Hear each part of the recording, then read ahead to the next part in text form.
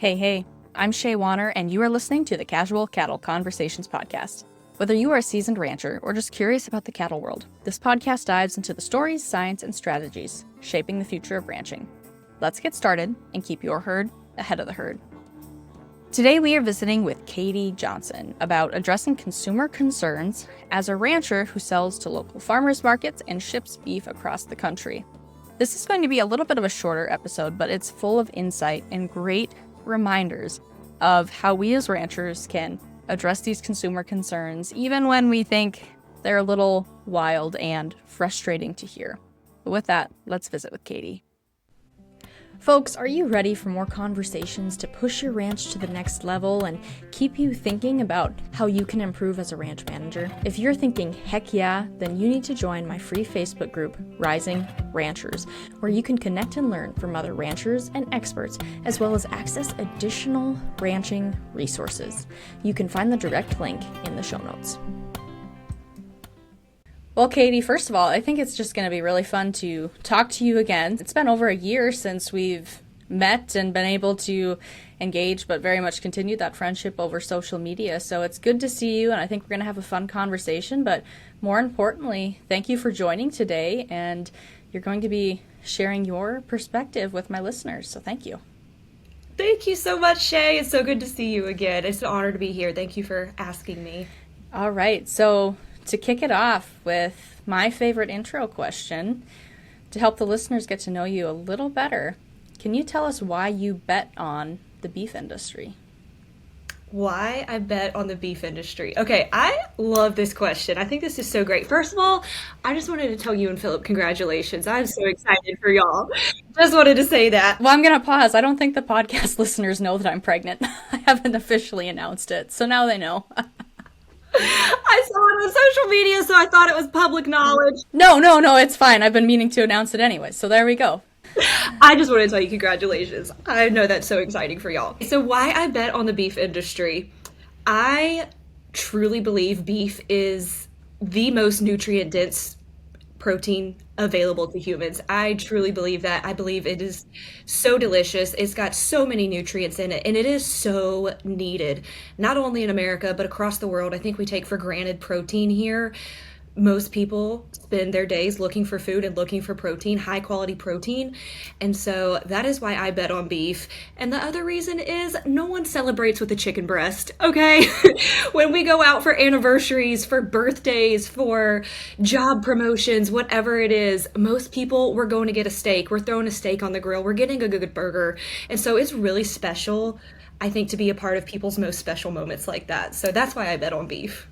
Absolutely, and what a great reason. I resonate with all of that. I don't know anyone who's gone to celebrate with the chicken breast. So, Katey, we're going to be talking about kind of consumer perception today and what you are seeing in that space. So can you give the listeners a little bit of an idea of how you are engaging with beef consumers today?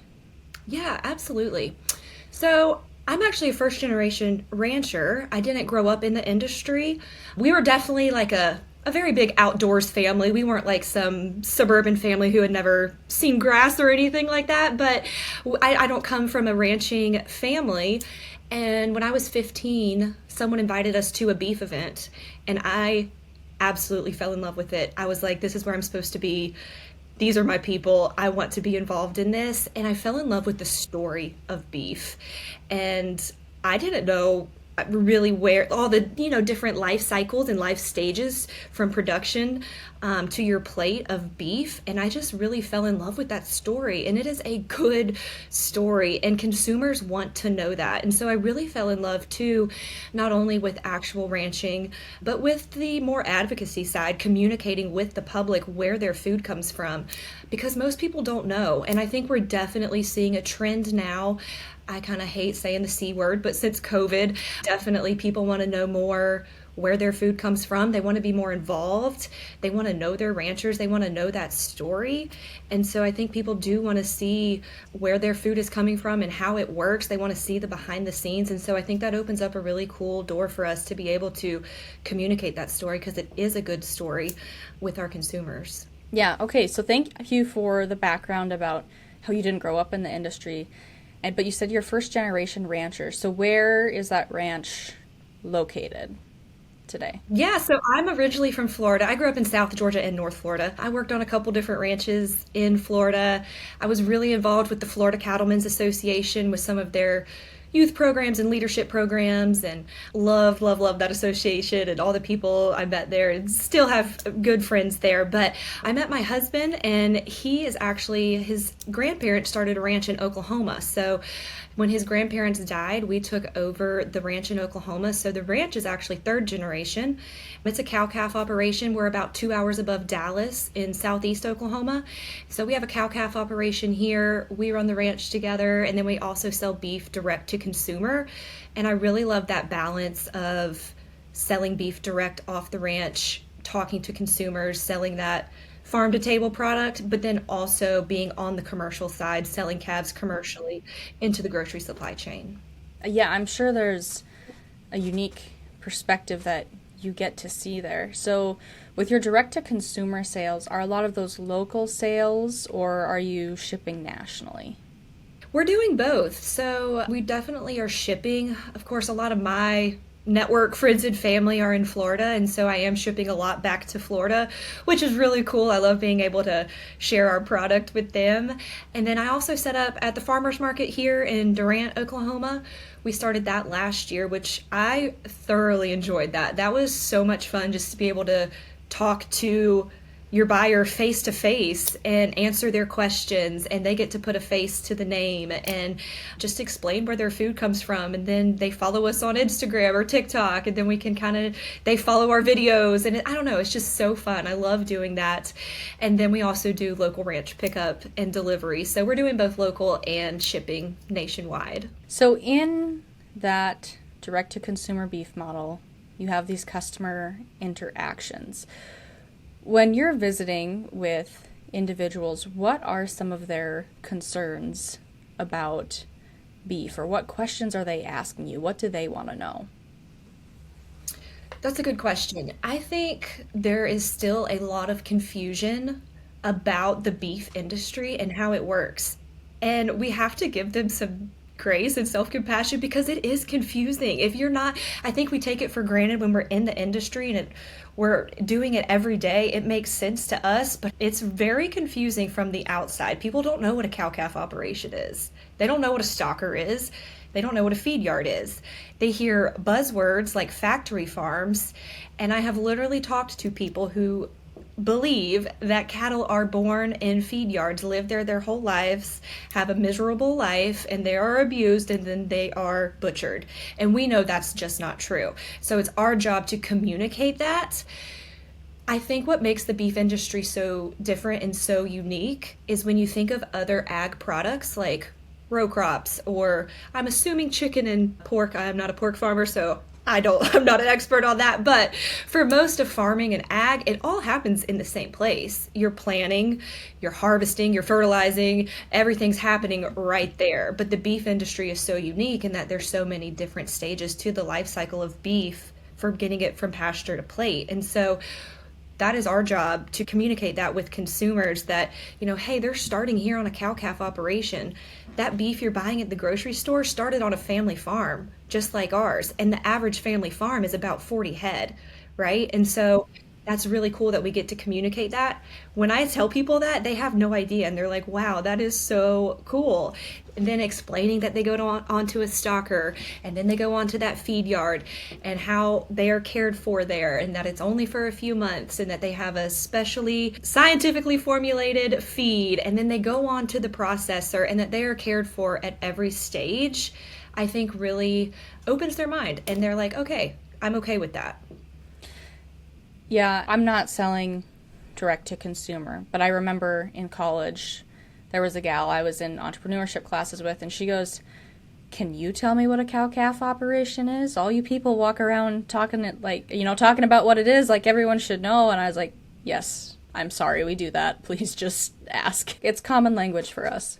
So outside of the beef production lifestyle, what else do you see or experience consumer concerns around? Once you kind of get past that, even family farms have beef in grocery stores. Like, it's not this corporate giant to be scared of.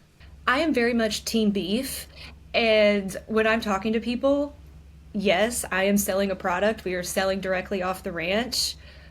But I am also very intentional when I talk to people. I am team beef, and this might be bad for business, but I truly don't care where you get your beef from. If you get it from the grocery store, if you get it from me, if you get it from someone doing grass finished, I want people to know that it is a safe, wholesome, nutrient dense product, and there are options for how you choose to buy your beef. But no matter where you choose to get your beef, I think you need beef in your diet.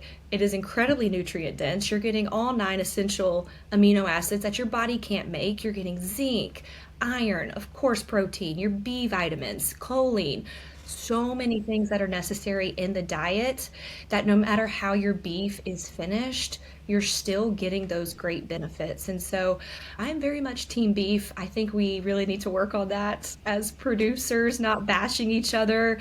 I think we're all on the same team here. So I'm very passionate about that too. So you brought up that you have, pointed people in the direction of grass finished if that's truly what they prefer. Why have some people preferred that option over a grain finished product when you're visiting with them, whether that's at a farmer's market or online, etc.? I wouldn't say I've pointed them to it per se, but I do think sometimes people think that is quote unquote a healthier option. So I will get that question sometimes of like, oh, well, isn't grass finished better? And a lot of times we have to take it back to grass fed versus grass finished. I think that's still a big missing piece for some people. I think a lot of consumers are starting to catch on, but a lot of people still don't know what fed and finished really means. And so a lot of times it's just explaining like, hey, even if this is a grain finished product, it's still spent the majority of its life on grass. Your cattle are still free grazing, right? And so a lot of times I say that and they're like, oh, well, I didn't know that. I thought they were eating grain their entire life. And so really just kind of having those conversations. And then a lot of times too, we get into the nutrient differences. And I like to tell people that they're very similar. Your grass finish is going to be a tad bit more leaner. The taste and texture is going to be different. A lot of people prefer the taste, texture, marbling, and flavor of grain finished. I do. And so talking to them about that and that it's not an unhealthy product. It's not a bad product. There's virtually no difference in the nutritional value of grass finished versus grain finished. So I think just being able to tell people that is really enlightening for them. Absolutely. So, I'm curious if there are any questions that have really caught you off guard, because what you've talked about up to this point, I feel like are some of the common ones that we are taught from a young age to advocate for, understand, know how to explain to people when they have those questions. But have there been any topics or things that have come up that have caught you off guard when asked? I think factory farm is still a really big buzzword right now. So I like to say, what is a factory farm? And they kind of stumble. They don't really know. Like they have this picture in their head or this idea of what they think it might be, but they kind of don't know. And so really just kind of digging in there with that, I think is a big one. Another thing I see kind of trending right now is about omega-3s and people saying that your grass finished beef has more omega-3s, which yes, that is true. It typically does have more omega-3s. However, it does not have enough to make a significant difference in your body and in your diet. And so that has been one that I have really been seeing a lot lately. People saying like, oh, eat your grass finished beef so you get more omega-3s. If you need more omega-3s in your diet, which yes, most of us do, I take an omega-3 supplement, you need to eat more fish or take a good omega-3 supplement. Eating grass finished beef is not going to increase your omega-3 levels. So that's a big one I've been seeing. Something else that was shocking that I saw the other day, one of my friends sent me a reel on Instagram and it was about Wagyu farming, which I know you've had Arlie on here and I actually sent this to her and I was like, this is really funny. But they were saying that Wagyu beef is unhealthy and they feed them candy, and they showed Skittles, and I was like, Arlie, I don't raise Wagyu, so that's not my lane, but I know that we're not feeding our Wagyu cattle Skittles and candy and that they are not unhealthy. I think explaining to consumers genetics is a huge role in what we do. I don't even know the point of that reel, but just like those inflammatory things that are meant to, get your emotions going. I was like, Arlie, you got to make like a spin-off of feeding your cattle Skittles. That's a good one. That was pretty shocking. I haven't seen that before. But if there's any consumers listening, we're not feeding our cattle candy, okay? So that was definitely shocking. And then the last one I'll say is there was actually a podcast I was listening to the other day, and it was with a very well-known doctor who I respect.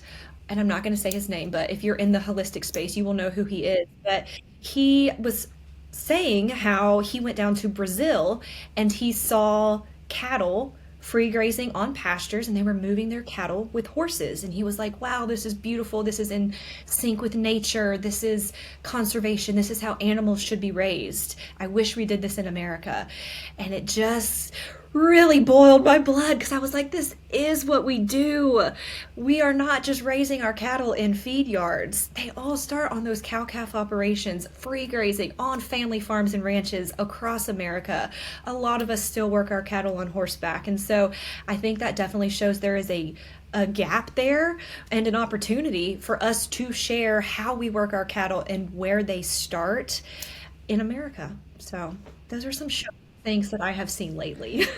So actually, one thing that's been kind of tough for me when I see that candy one going around, I've been to a feedlot where they're feeding gummy bears. Oh, really? Yes.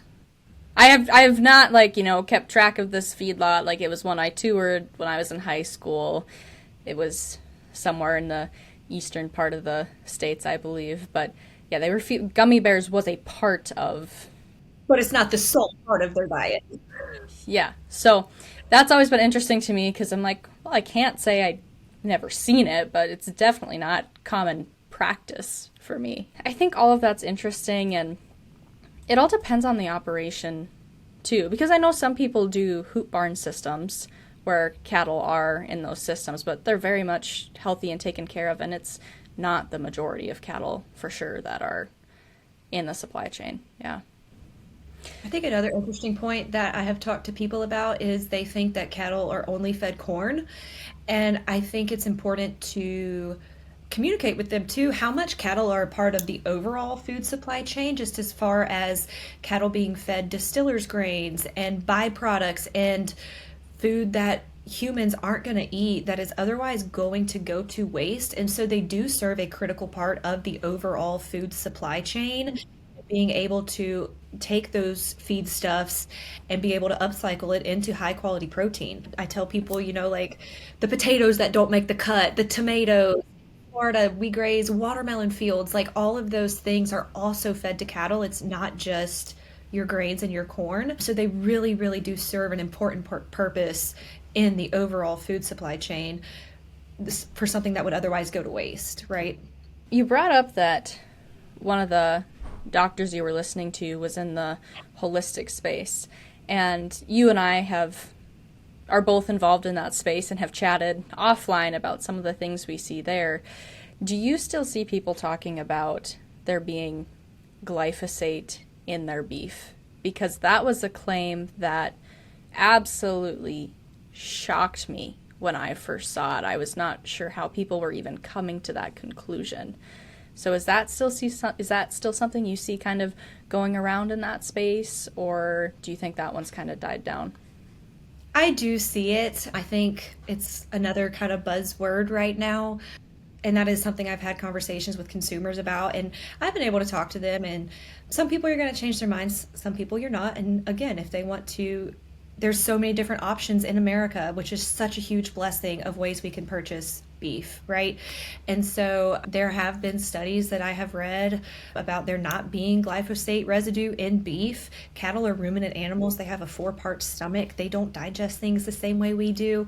They also have a relatively short life cycle. So there is not, 20, 30 years for any buildup to happen in their systems. So I think when you explain those things to people, that they are free grazing most of their life, they can kind of take the emotion out of that, and then looking at the scientific studies as well.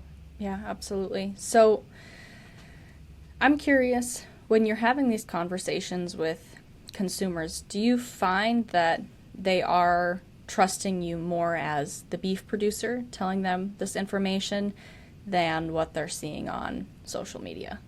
I think they do. I try to keep it really real and honest and build trust with my community online, but then also my friends and family in real life. They get to come out here and see what we do. I share what we do behind the scenes, and I have no reason to lie. And so a lot of people do come to me and ask me their beef questions, and I love being your beef girl, so bring it on. As it pertains to the topic of consumer concerns with beef, what else do you want the ranchers listening to this podcast to know or understand, or what do you want to bring to light? Don't bite the hand that feeds you.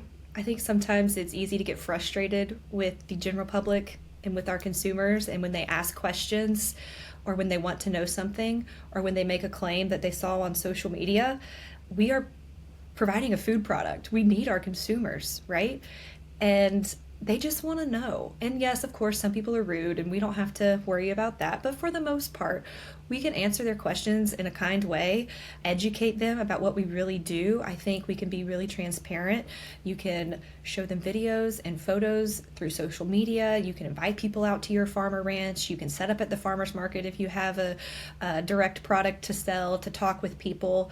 Also, just when you're out and about, wearing your ranch merch around. Me and my husband were on a plane the other day, and I think he was wearing a hat or something. I probably had a ranch hat on, and people ask us like, oh, do y'all raise cattle or things like that? And so we get to talk with them, and they'll ask if we sell beef and all these different questions. So you can create those conversations in your real life too. You can be a leader in your home, in your community, in your circle of influence. It doesn't have to be some huge platform or some social media influencer with hundreds of thousands of followers. Don't let that intimidate you. You do have a story to tell. Go be you. No one else can do that. And people want to know what you're doing. The things that we take for granted, even just simple chores, filling water troughs, feeding cattle, petting them if you can. Like, I've got some cattle I can pet here. And just those little things that we take for granted, people want to see that and they love that. And they're like, okay, these are not abused animals. They are living a great life with people who care about them. We care about this lifestyle. We care about our animals. We care about our land. And I think people really want to see that. Absolutely. So, Katey, as we wrap up today, my final question for you is, if you could go back to your first 5 years of ranching, what would you do differently? First 5 years. Gosh, the first 5 years were so fun because I was just like soaking it all in. I was interning on a couple different ranches. I think I would ask more questions. Just really ask all the questions. There are no stupid questions. Don't be afraid to ask something. I was really learning so much because, again, I didn't grow up in the industry, and I have been blessed with the absolute best mentors, and I'm so grateful for that. And I would just ask more questions, get involved. If there's a sector of the industry that you want to know more about, find a way to get involved, apply for things, leadership programs, get involved in your local association, your state association, network with people, go meet people. If you want to go see how someone does their operation, go visit them, ask them if you can come shadow them, and don't expect anything in return, okay? So I think that's what I would do in my first 5 years, is I would just ask all the questions, get involved in any way I could. And that's coming more from a first generation perspective, but I do think that that applies to anybody. Awesome. Well, what great advice. And I agree that it can apply to anybody. We should all be asking more questions about everything we're doing each day. Katey, where can people go to connect with you online? Our ranch account is at Zero Cattle Ranch, spelled out Zero. And then my account is at Katey Johnson Creative, Ktey. All right. Well, I will make sure those are also included in the description. Folks, remember, the best way to support this podcast and all your other favorite podcasts is to leave a rating or review, and of course share it with a friend who's going to find this story and information valuable to their own life. But with that, happy ranching, folks. Hey folks, have I told you about my all-time favorite seasoning? It's called Pluck. Whether I am grilling steaks, making spaghetti, or wanting to add more flavor to veggies, I reach for Pluck.